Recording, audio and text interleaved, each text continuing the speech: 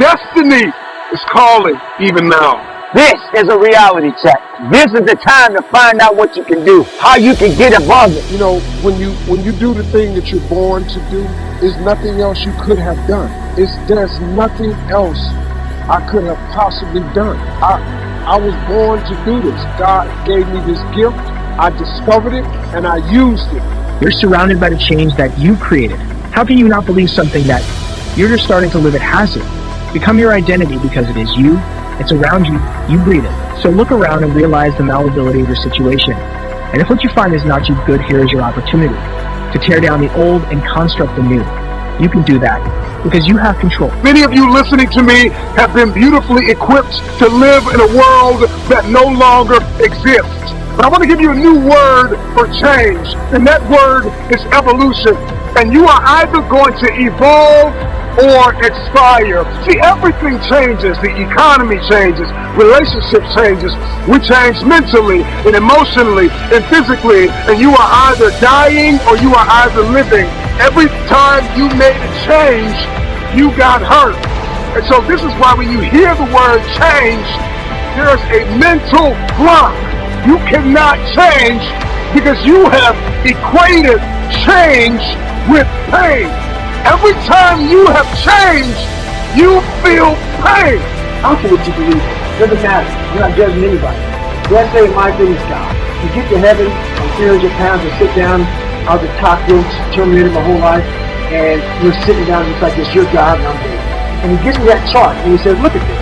Now look at this chart, and on the chart it has all these different things but my name's on. But these things aren't me. I was going to change the world. I was going to set records. I was going to be a Navy SEAL. I could be all these things in the military that I accomplished. You would get the DFW award. You could be honored here, honored there. I'm like, God, this isn't me. Like it says David Goggins. I was an Eco Lab guy. I sprayed for cockroaches, and I'm 300 pounds. It says here I'm 185. It says here I got a bachelor's and a master's. It says all these things.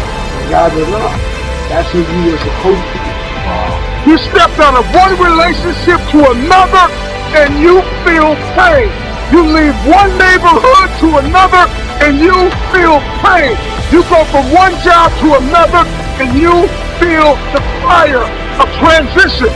So every time you hear the word change, you see pain. Every time they say it's time to make a difference, every time they say you need to go from this place to that place, all you can see is blood in your eyes.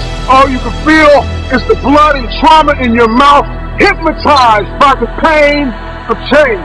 Evolve your belief system. Change is not pain. See change as growth. See change as transformation. See change as evolution. See change as necessary. See change as critical. See change as inevitable. The moment you can figure out what it is you're supposed to be doing, the sooner you are able to get about the business of doing that. The way through the challenge is to get still and ask yourself, what is the next right move? Not think about, oh, I got all of this to do. What is the next right move? And then from that space, make the next right move and the next right move. And not to be overwhelmed by it because you know your life is bigger than that one moment. You know you're not defined by what somebody says is a failure for you, because failure is just there to point you in a different direction. I've learned to appreciate living in the moment, and I ask that you do too. I'm asking this graduating class, those of you here, I've asked all of my viewers in America and across the world to do this one thing. Keep a grateful journal. Every night, list 5 things that happened this day. It's within your grasp. So start the new movie, the new story, and make yourself a hero. And set out to find yourself. Again, where's your finish line? What's your maximum? Ever think about that question? What is your indication that you've hit your peak? It's an interesting question because when you look closely, you'll find that there truly is no answer. Right people point to fatigued being.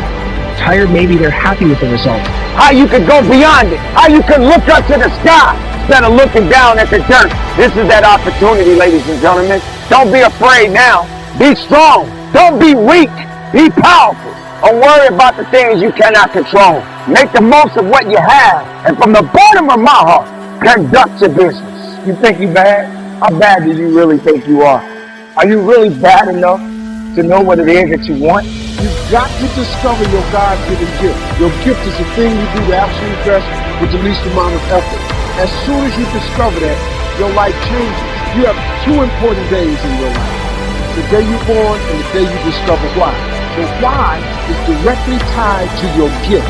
It is the thing God gave to you at birth. All of you are gifted. Everybody in here. Everybody in this room is gifted. You just got to quit looking at it as running, jumping, singing, and dancing. There are other gifts. Once you identify that gift, it still leaves the question unanswered. What is your limit? There's no automatic mechanism that shuts us down when we've given. Everything we have when we've done all we can do.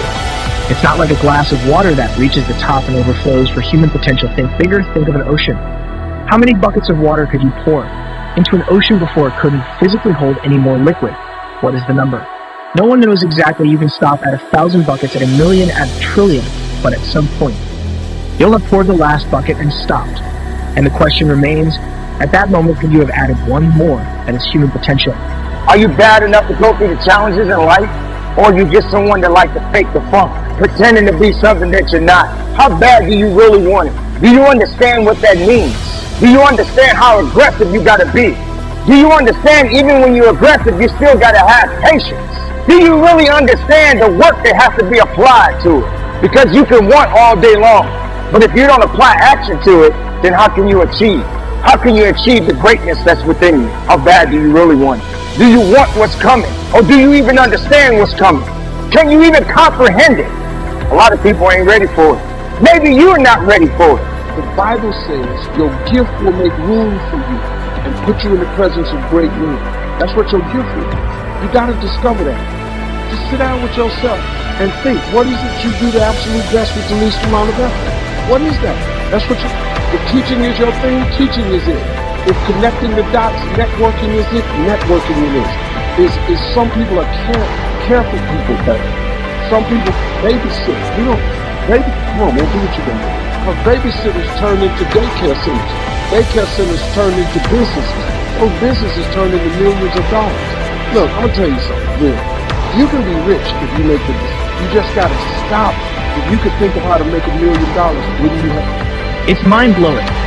Every time you thought you'd give it, you're only relying to yourself, and not in the sense that you weren't trying hard or what you did wasn't important, but in the sense that you artificially created your own finish line. You determined your stopping point. Not the laws of nature, not some unearthly being who dictated your limit. I had an old coach who used to reference Roger Bannister. He was the first person to break the 4-minute mile, a feat that at the time was simpler unheard. Please do watch our other motivation videos on the screen now. Thank you.